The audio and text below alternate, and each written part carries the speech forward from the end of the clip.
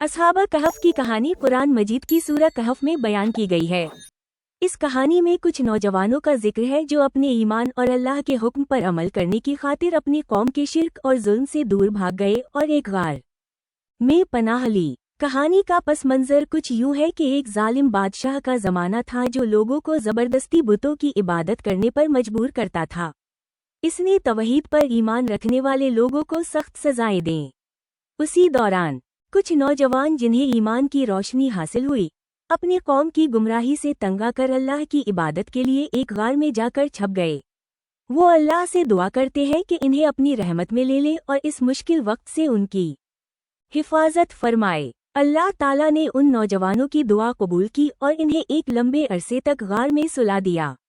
कुरान में बताया गया है कि वो तकरीबन 300 या 309 साल तक गार में सोए रहे और उनके जिस्मों को अल्लाह ने महफूज रखा। इस दौरान उनके पास एक कुत्ता भी था जो गार के दरवाजे पर बैठा रहा। जब ये नौजवान जागे तो इन्हें ऐसा महसूस हुआ कि वो कुछ ही देर सोए हैं। इन्होंने भूख महसूस की और एक को शहर में खाना खरीदने भेजा। जब वो शहर पहुंचा तो उसे ये जानकर हैरानी हुई कि इसके कौम का दूर गुजर चुका है और अब लोग अल्लाह की तौहीद पर ईमान रखते हैं।